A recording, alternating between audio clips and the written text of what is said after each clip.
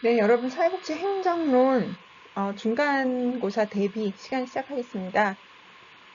우리가 사회복지 행정론을 사이버 수업으로 하다 보니까 내용도 너무 방대하고 그래서 여러분들이 다 수업 내용을 이렇게 검토를 혼자서 하는 게 좀 힘들 수도 있을 것 같아서 이 중간고사하고 기말고사 대비 시간을 운영하는데요. 원래는 실시간으로 만나려고 했는데 제가 토요일 그 점심시간에 일이 생겨서 여러분이 이렇게 영상으로 찍어서 여러분한테 제공하게 됨을 미안하게 생각하고요. 그래도 여러분 또, 이렇게, 이렇게 어때든 좀 시간 상관없이 볼 수 있고, 뭐 또 볼 수 있고, 이런 건 또 장점이니까, 네, 여러분 같이 검토하시길 바랍니다.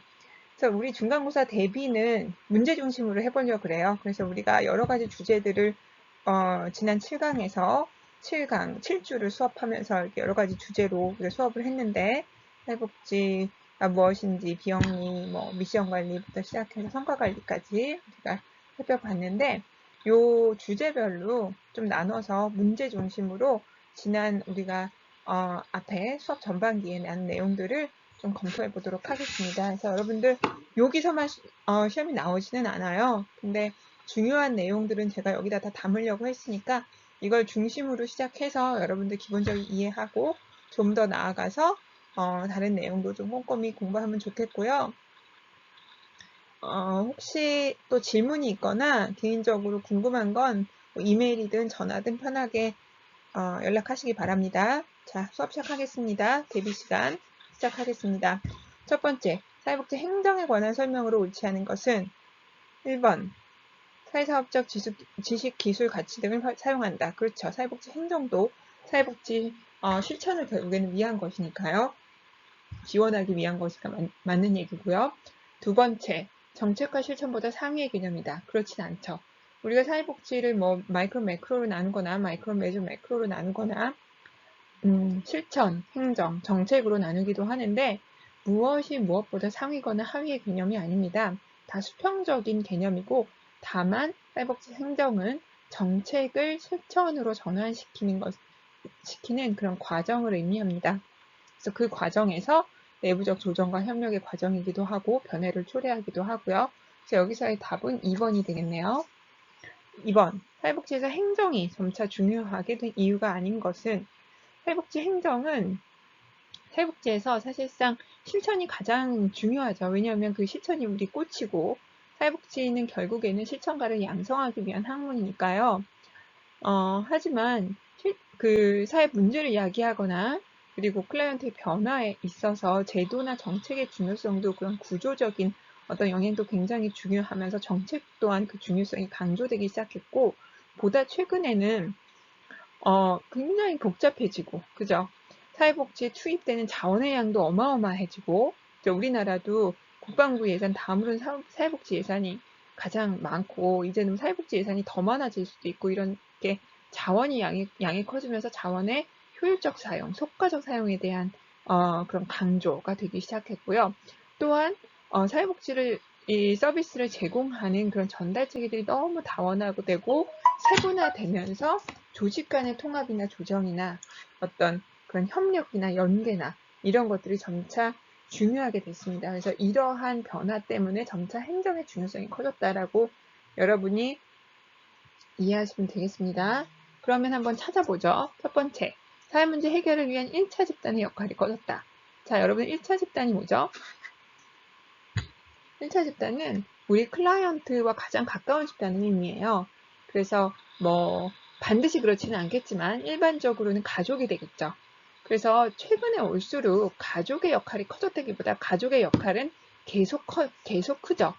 근데 사회가 점차 복잡해지면서 가족 외에 다른 집단이나 다른 어떤 이해관계자들의 영향이나 역할이 역할도 커지고 있고 역할이 커지고 있는 게 오히려 변화가 되겠죠.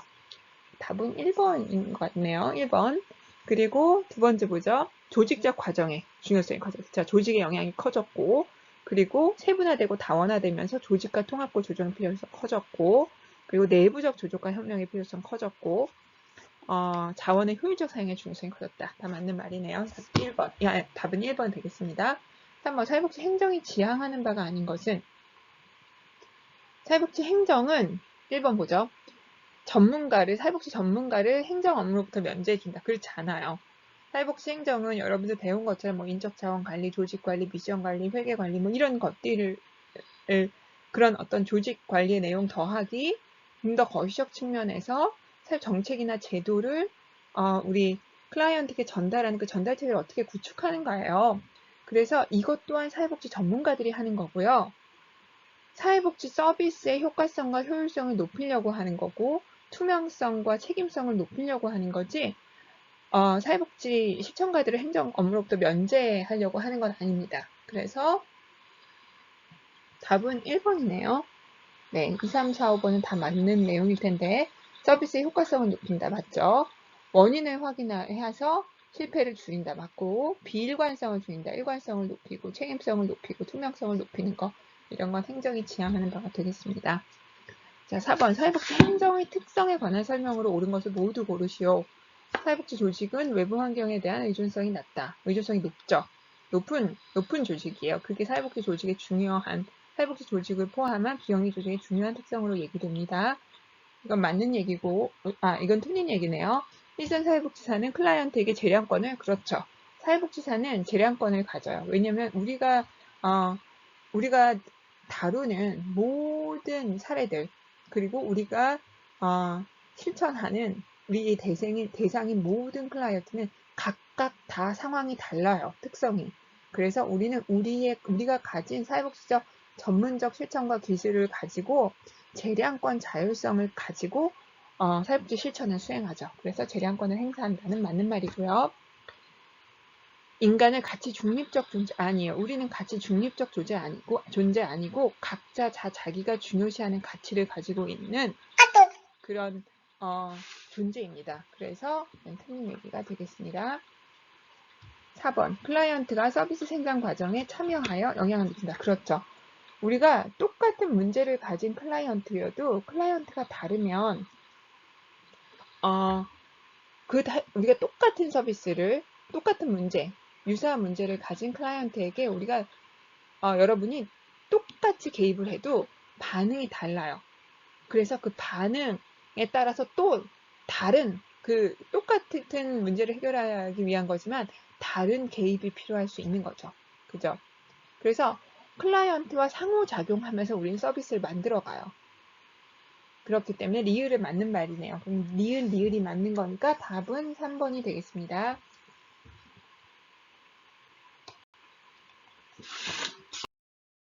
다음 페이지 일반 행정과 비교하여 사회복지 행정의 특징이 아닌 것은 1번 클라이언트의 욕구 충족을 기본으로 한다. 맞는 말이죠. 인간의 가치와 관계성을 기반으로 한다. 맞는 말이죠. 자원의 외부 의존도가 높다. 맞죠?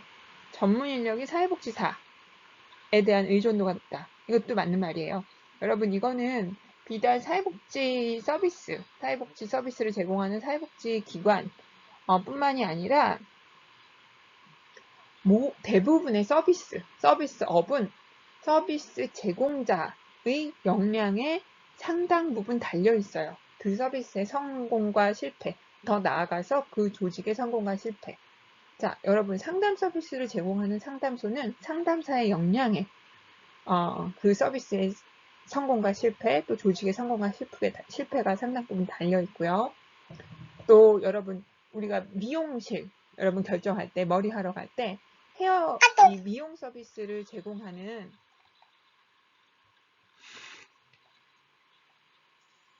미용사의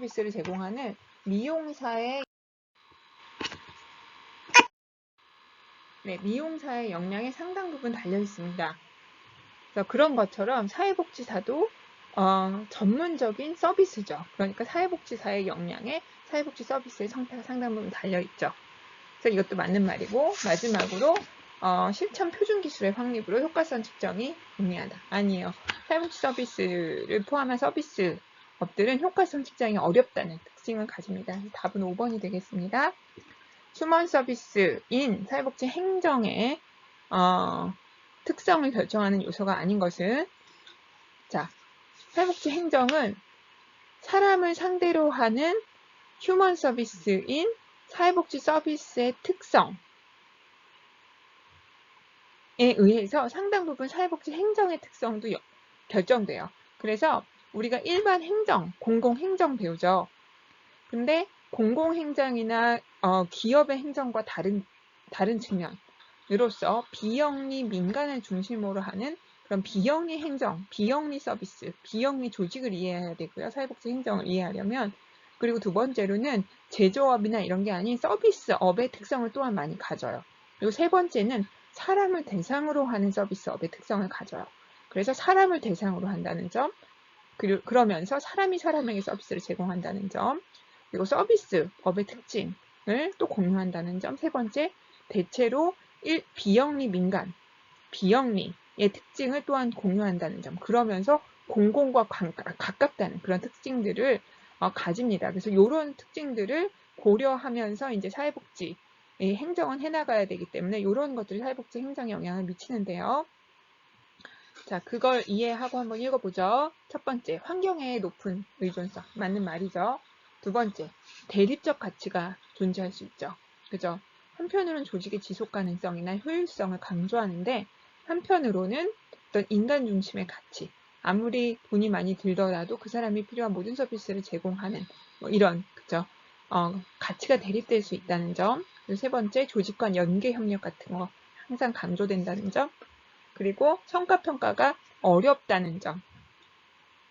그래서 성과평가가 어렵다는 특성을 가져요. 답은 4번이네요. 그리고 5번, 인본주의적 가치가 굉장히 점차 중요시되고 중요하다라는 거. 답은 4번이네요. 사회복지 조직의 특징으로 옳은 것은 비슷한 얘기들입니다. 첫 번째, 우리는 도덕적 정당성에 민감하죠. 그죠? 두 번째, 이해관계 집단의 구성이 우리는 복잡해요.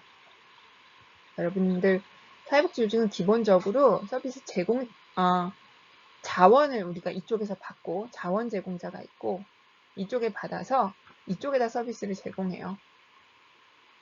그죠? 이 사람들이 우리가 일반 기업들은 물건을 구매하는 사람이 구매하면서 돈을 내잖아요. 그죠? 고객 집단이 하나인데 우리는 기본적으로 고객 집단이 둘이에요. 여기서 자원 제공받아서 여기서 서비스 제공해. 그럼 우리는 이 서비스 고객 집단이 있고 또 자원 제공자 집단으로서 기부자, 후원자, 그 개인 기부자, 개인 후원자가 있고 또 기업 기부자, 그리고 또 우리 연계협력기관, 그리고 우리를 또 지원하는 옹호자, 이런 집단도 있고 또 자원봉사자도 있고 그리고 연계 협력하는 기관들, 지역사회 다른 사회 서비스 제공 조직들, 이런 다양한 그런 이해관계자를 갖는다는 특징을 가집니다. 그래서 구성이 복잡하다. 라는 특징을 갖고요. 그러니까 이게 틀렸네요. 이거 옳은 것을 찾는 거니까 1번 찾았네. 네, 한번 봅시다. 세 번째, 성과에 대한 평가가 어렵다라고 했고요. 재량이 필요하다. 그리고 우리는 재량권과 자율성을 발휘한다. 가 맞는 거고요. 그리고 기술이 복잡하죠. 그리고 모호하죠. 사실 뭐가 베스트인지 우리는 잘 모르죠. 그렇기 때문에 슈퍼비전이 필요하고 우리 서비스를 제공하는 사람들 간의 자조 집단도 필요하고 슈퍼비전이 동료 슈퍼비전도 필요하고 더 많은 지식과 기술을 가진 사람부터의 슈퍼비전이 또 필요하고 그리고 끊임없는 그리고 교육 같은 거 역량 강화, 역량 개발 필요합니다. 답은 1번이고요. 8번 사회복지 행정의 특성으로 옳지 않은 것은 첫 번째, 인적물적 자원을 활용해서 조직 목표, 목적 달성한다. 그건 맞죠? 이건 동일해요. 두 번째, 지역사회의 욕구를 충족시키기 위한 활동이다. 그죠? 많은 경우 이걸 위해서 우리는 활동하고요. 세 번째, 행정가는 아니에요. 우리는 우리가 추구하는 가치가 있죠. 대체로 제일 중요시해야 되는 게 인간 존엄의 가치. 또 어떤 사람은 더 조직 중심적으로 하고 어떤 사람은 더 비용 효율적인 가치를 가지고 있을 거고 그래서 우리는 가치 중립적이지 않아요. 우리는 대상도 가치 중립적으로 대하지 않고 다루지 않고 우리 자신도 가치 중립적이지 않습니다. 답은 3번이 되겠네요. 4번 전문적인 성격 같죠. 그리고 지역사회 협력 중요하다. 라는 말이고요.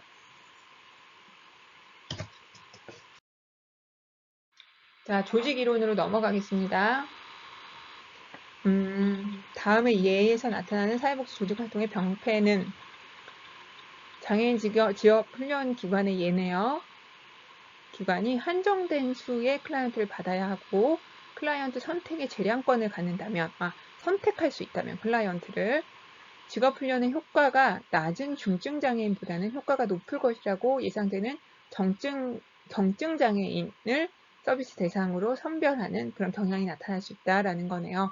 특히 기관에 대한 보조금 지급 수준이 취업률 평가 지표에 치중해서 결정되는 경우에 있는 조직 생존의 차원에서도 피하기 어려운 선택이 된다. 하지만 우리가 대상을 선택해서 받는 거, 더 효과가 높을 것으로, 더 성과를 내기 용이한 대상을 중심으로 선별하게 된다면 그건 사회복지의 휴머니즘적 가치 실현을 저해한다. 이거 크리밍 현상이죠.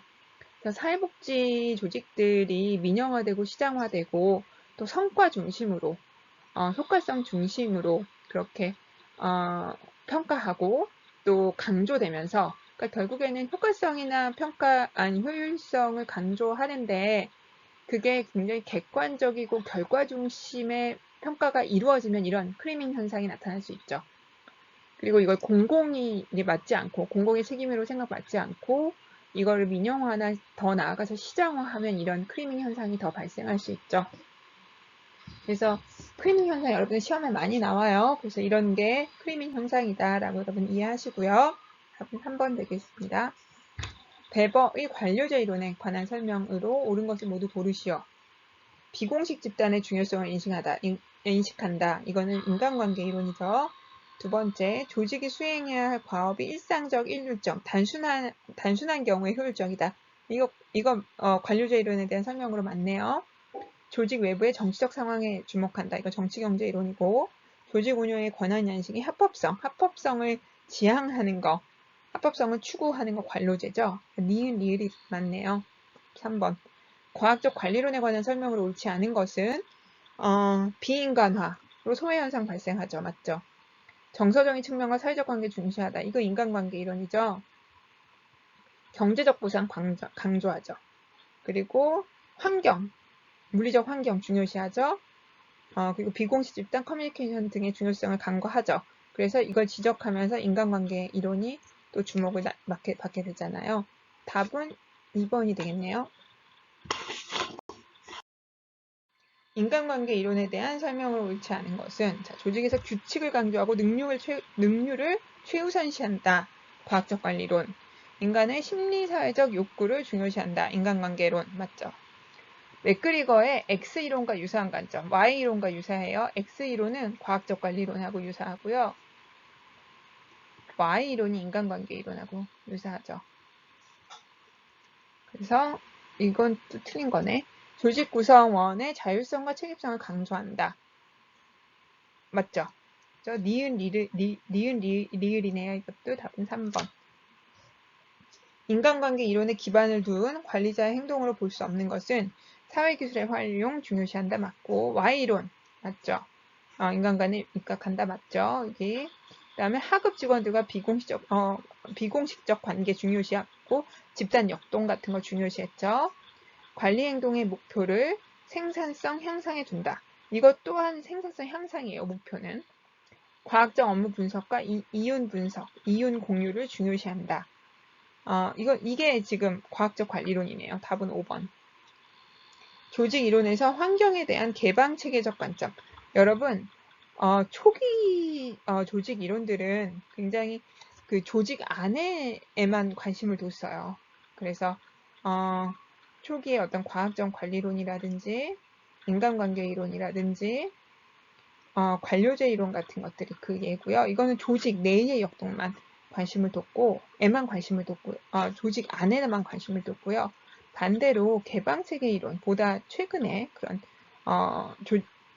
조직 이론들은 이런 개방 체계적 관점을 가지고 있어요. 즉, 조직 외부와도 계속 지속적으로 상호작용하면서 조직이 발전하고 변화한다라는 거죠. 그래서 뭐 예를 들어서 조직 외부의 정치경제적 자원이 중요하다. 정치경제 이론, 상황 이론, 조직 외부의 상황이 중요하다. 그 다음에 그런 것 중에서도 제도가 굉장히 영향을 많이 미친다, 제도 이론, 신제도 이론 같은 거. 그 다음에 조직 군 생태학 이론. 그래서 정말 그 외부 환경 때문에 없어지기도 하고 뭐 이렇게 된다, 결정된다, 뭐 이런 이론도 있고요. 뭐 이렇게 보면 개뱅 체계적 관점들을 묶은 것은 보면 일단 아니고 답은 5번이네요. 그죠? 다음 설명에 해당하는 조직 이론은 자원을 중요시해요. 자원 중요시하는 거. 정치자원, 경제자원이 일단 딱 생각이 나는데 자원을 소유하고 있는 이해관계 집단이 조직에 영향을 발휘한다. 조직 환경에서 재원을 둘러싼 권력관계. 그러니까 정치자원 얘기하는 거고 외부 환경에 의존, 외부 환경에 굉장히 많이 의존된다.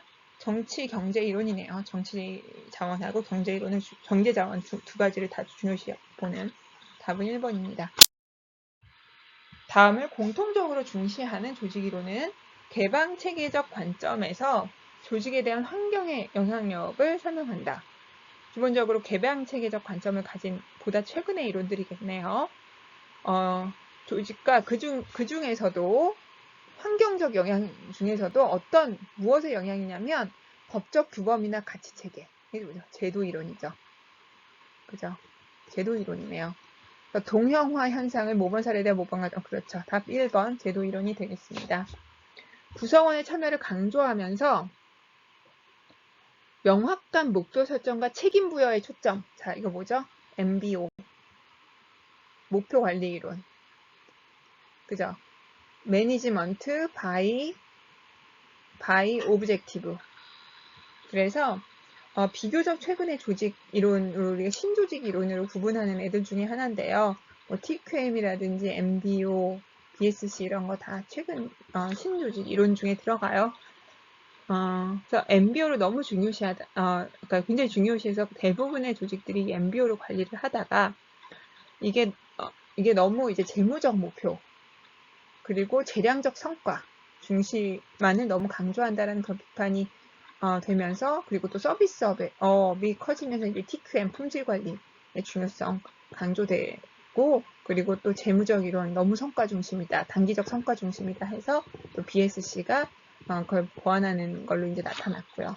그러니까 MBO예요. 자, TQM에 관한 설명으로 옳지 않은 것은 TQM은 여러분 품질 관리예요, 질 관리. 그래서 고객의 욕구를 중요시하고요. 그래서 고객이 원하는 건 다 한다. 고객이 최고다. 뭐 이런 걸 대표하는 그런 걸 이제 그런 어떤 생각을 대변하는 그런 관리 기법이고요. 그래서 고객 중요시하고 서비스 질 중요시하고 그래서 품질 향상 강조해요. 그래서 제조업에서의 TQM은 불량률 제로를 지향하고요. 서비스업에서는 우리 고객에게 최고의 서비스를 제공하는 걸 중요시하고요. 한번 보죠. 고객 중심 관리 강조하고요. 서비스 품질 향상 강조하고요. 서비스 품질은 마지막 단계에서 고려 아니죠. 모든 전 단계에서 고려. 답이 3번이겠네요. 의사결정은 근거, 합리적 증거에 기반해서 이루어지고요. 모든 조직 구성원의 헌신을 필요로 하는 맞는 말이고 답이 3번이네요. 자, 기획과 의사결정으로 넘어가겠습니다. 다음과 같은 프로그램 관리 기법은 프로그램에 필요한 과업들을 확인한다. 과업별 소요 시간을 계산하여 추정한다. 전체 과업들과 최적의 시간 경로 파악하는데 가장 적합한 프로그램 관리 기법은 여러분 뭐죠? 이렇게 하는 거. 우리가 과업을 이걸 한 다음에 그 다음에 이 과업을 할 수도 있고 이 과업을 할 수도 있고 아니면 이 과업을 할 수도 있고 그 다음에 얘는 이 과업하고 얘는 이 과업하고 아니면 얘는 그냥 바로 갈 수 있고 얘는 이 과업 한 번 더 하고 일로 와야 되고 얘는 이렇게 갈 수 있고 그럼 그 다음에 여기다 소요 시간을 계산하는 거죠. 자, 이거 하는데 이제 1개월 걸리고 1개월 걸리고 그다음에 얘는 1주 걸리고 얘는 2주 걸리고 얘는 로 가는데 1개월 걸리고 얘는 다시 4주 걸리고 얘는 3주 걸리고 그러면 뭐가 이제 최적이다. 뭐가 가장 단시간에 그 다음에 여기다가 자원도 쓰기도 해요. 예산이 얼마 들고 얼마 들고 얼마 들고 얼마 들고 해서 이게 시간 경로를 파악할 수 있고요. 소요 시간을 추정할 수 있고요. 하는데 가장 적합한 거 이거 무슨 기법이죠? 여러분? 퍼트죠. 퍼트. 퍼트가 많이 나와요. 그리고 퍼트의 특징으로 가장 대표적인 거는 과업 확인할 수 있죠. 우리가 이거 뭔지 예를 들어서 우리가 문제를 분석하고 그 다음에 목표를 설정하고 그 다음에 계획을 하고 그 다음에 자원을 발굴하고 그다음에 바로 얘는 수행을 해서 평가로 넘어가고 이런 이렇게 이 과업들이 네모마다 정해지는 거고 그래서 과업 확인 가능하고 과업마다 소요 시간이 확인돼서 얘는 총 5주, 얘는 총 6주, 얘는 7주 이런 식으로 우리가 볼 수 있다라는 거고요. 그러면 또 퍼트 문제네요. 이 퍼트에 관한 설명으로 옳지 않은 것은 2번 넘어가서 목표 달성의 기한을 정해놓고 진행한다. 그쵸? 얘는 기한이 중요해요. 그리고 기한에 대한 정보를 주기 때문에 이 퍼트가 중요한 장점이고요.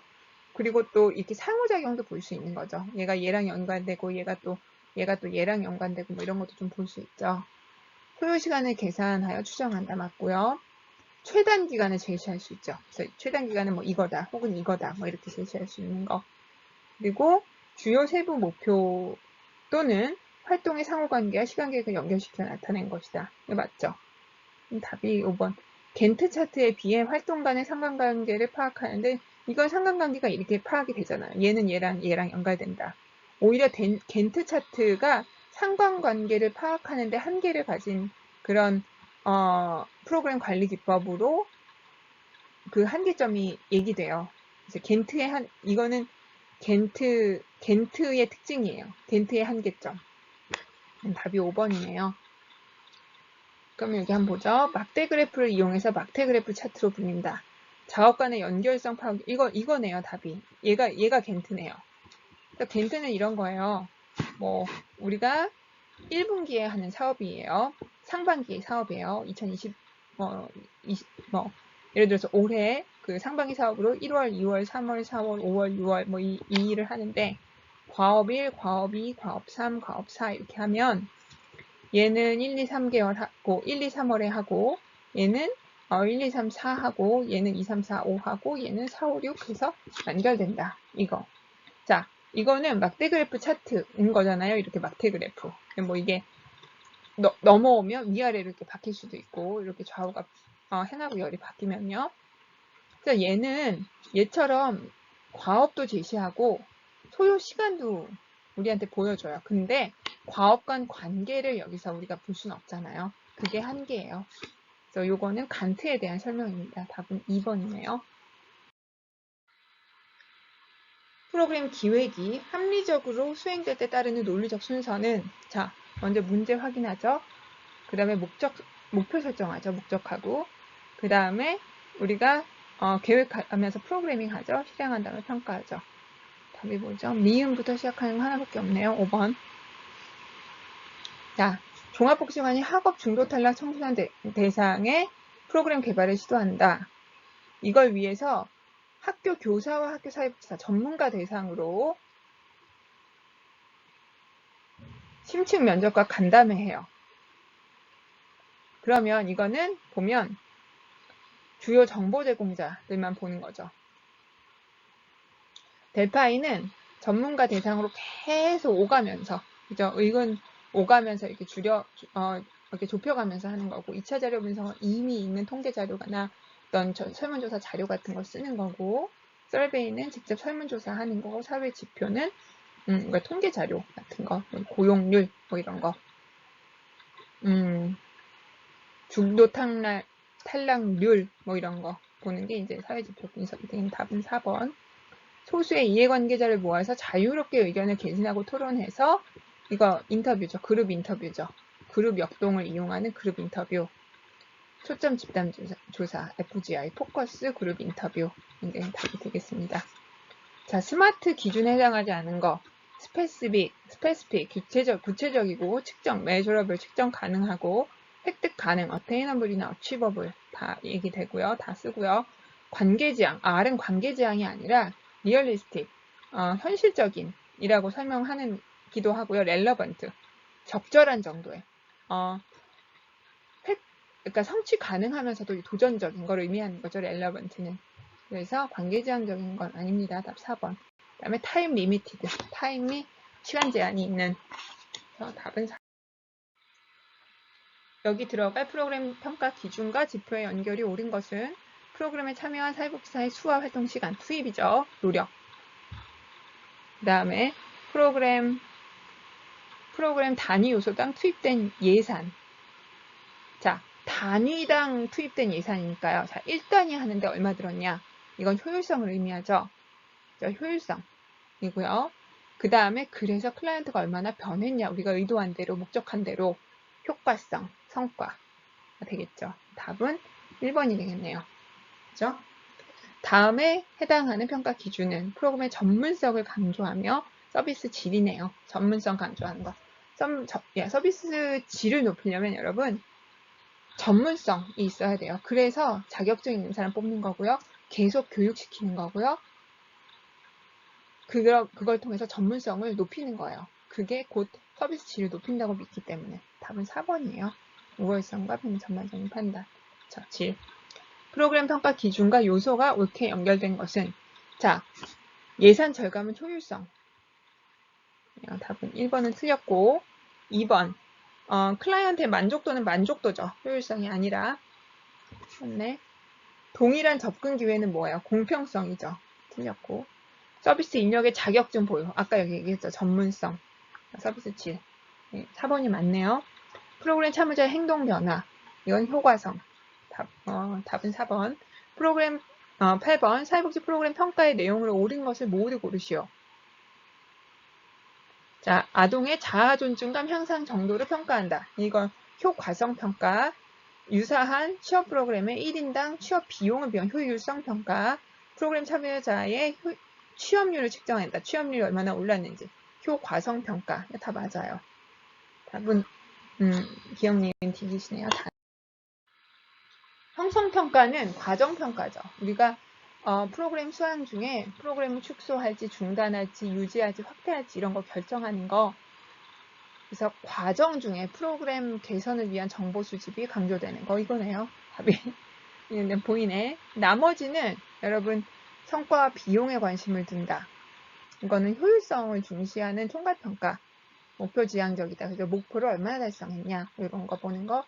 외부평가. 그러니까 외부가 우리를 평가하는 게 고정된 틀이 필요하다. 이런 거는 다 총괄평가 중심의 얘기입니다. 다음 중 효과성을 평가하는 평가 방법. 효과성. 봅시다. 비용 편입 분석은 얼마 들어갔냐 단위당. 효율성이죠. 노력의 양을 측정하는 거. 이거는 투입, 노력 보는 거죠. 효과성 아니죠. 서비스 단위당 비용. 이것도 효율성 보는 거죠. 목표 달성 정도 보는 거. 요것만 효과성을 얘기하네요. 답은 리을만 얘기한 4번.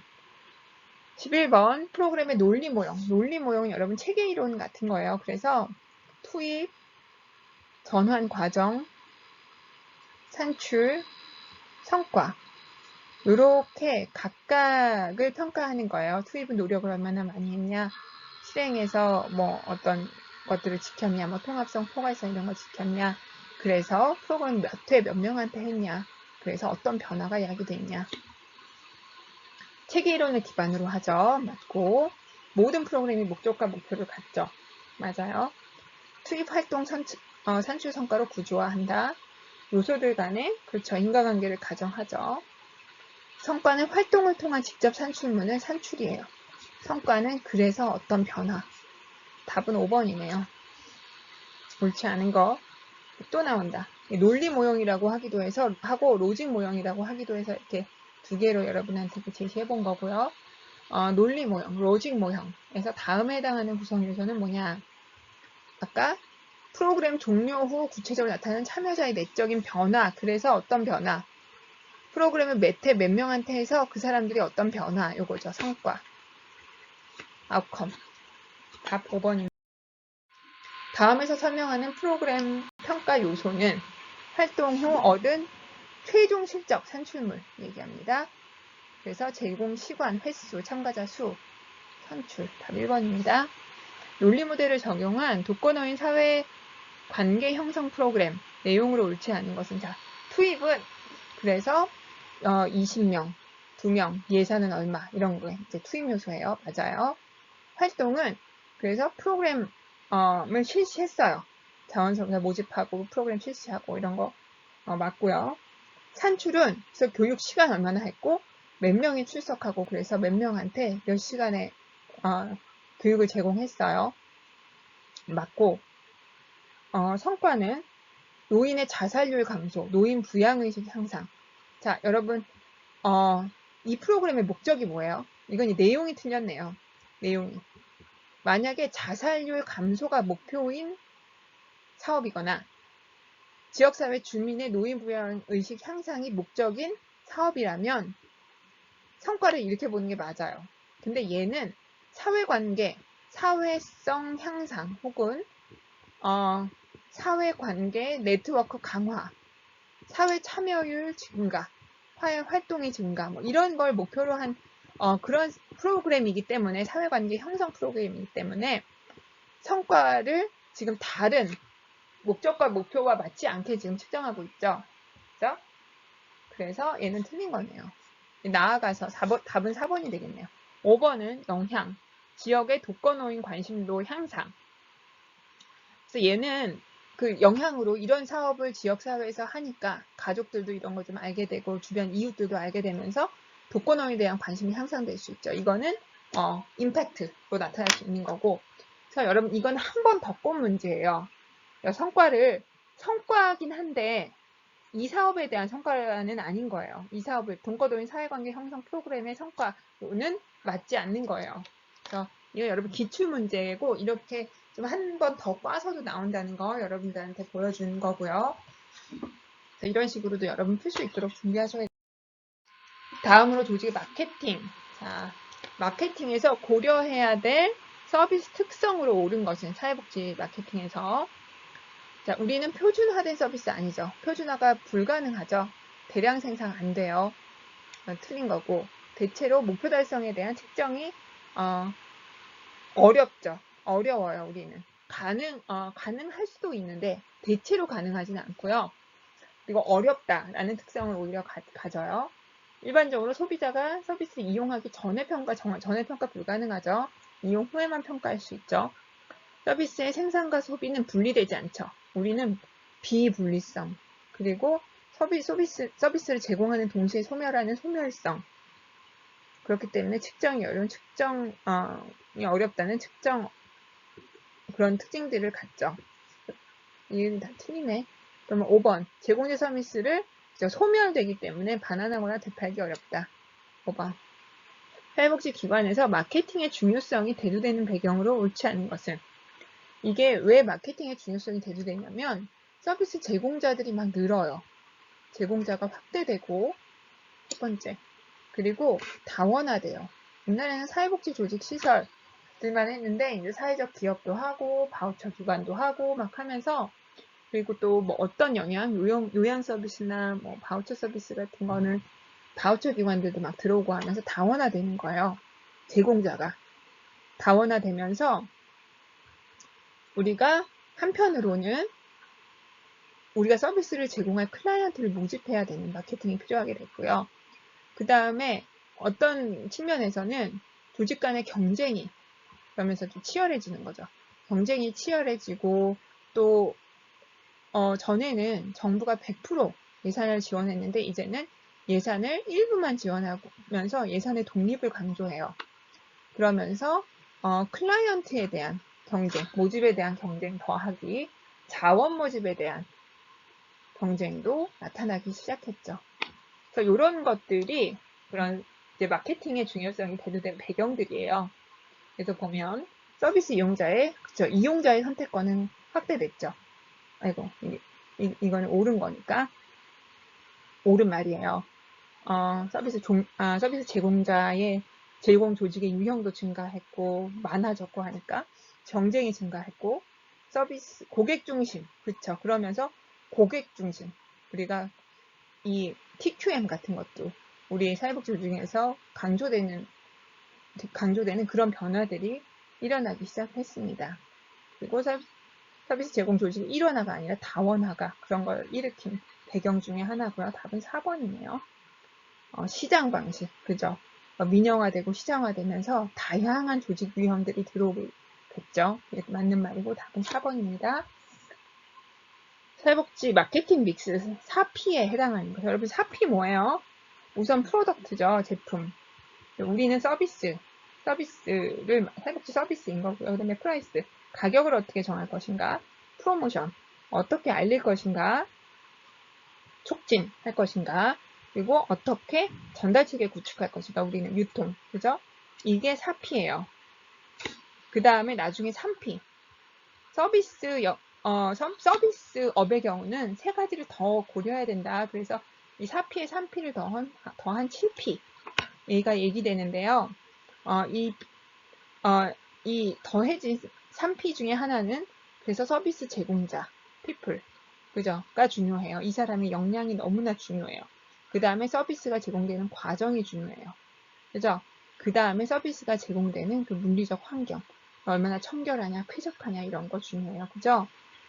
그런 세 가지가 더해졌죠. 요즘 4P에 해당하는 거 고르라니까 그래서는 프로모션이 되겠네요. 4번. 그죠? 자, 사회복지도 휴먼 서비스, 사람을 대상으로 하는 그런 서비스업이기 때문에 이 7P를 다 고려해야 된다.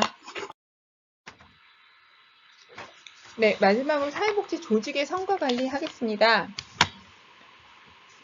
사회복지 시설평가의 취지와 기대 효과를 모두 고른 것은, 자, 보죠. 시설 운영의 객관적 기준 제시, 맞고요. 책임성, 투명성 강화 제고, 맞고요. 오히려 사회복지 시설의 서열화는 지양해요. 이거는 우리가 하지 말자. 그래서 지금도 시설평가에서 결과를 공개하지 않기도 하고요. 공개한 적도 있기는 한데 대체로 공개하지 않고요. 점수를 공개하지 않고 그냥 몇 개 등급 A, B 뭐 이런 정도로 나눠가지고 공개하고 있고, 그리고 못한 기관에 대한 페널티는 전혀 없어요. 전혀 없고 오히려 잘한 기관, 최상위 기관 몇 개에 대해서 인센티브를 제공하는 정도로 우리가 하고 있습니다. 그러니까 서열화는 오히려 지양한다. 답은 기억, 니은, 디귿을 포함한 1번이 되겠습니다. 자, BSC의 특징으로 옳지 않은 것은, 그러니까 BSC는 어떤 배경에서 나왔냐면요. BSC가 이제 등장하기 전의 지배적인 대표적인 많은 기관들이 사용하던 그런 조직관리 기법은 MBO였어요. 목표관리 기법이죠. 근데 MBO는 굉장히 단기적 성과 중심으로, 근데 그 성과가 재무 성과 중심으로, 그리고 무형 자산은 고려하지 않고 유형 자산만 고려하는 방식으로 이제, 자, 우리 상반기에 얼마 벌었어? 그래, 자산 얼마나 불렸어? 요렇게 이제 목표 조직 관리가 됐던 거죠.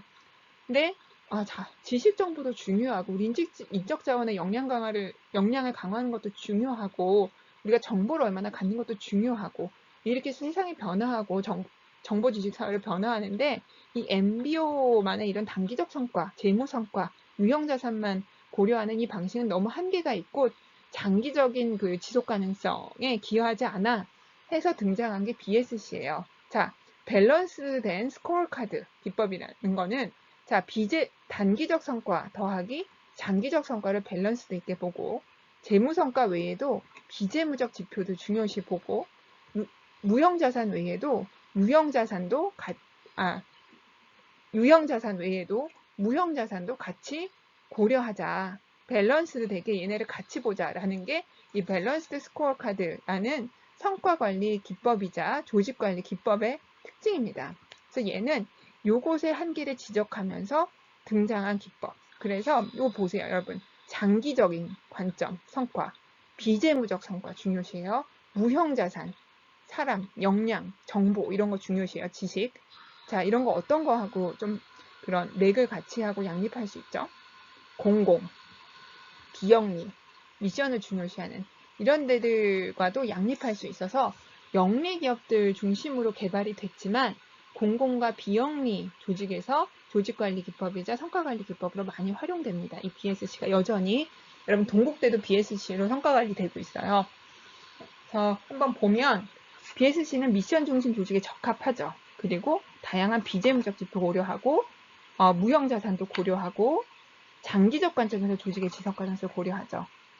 근데 4번 보면 공공 및 비영리 기관에만 적용되고 있지 않아요. 영리 기업에서도 굉장히 많이 적용하고 있어요. 답은 4번. 자, 마지막.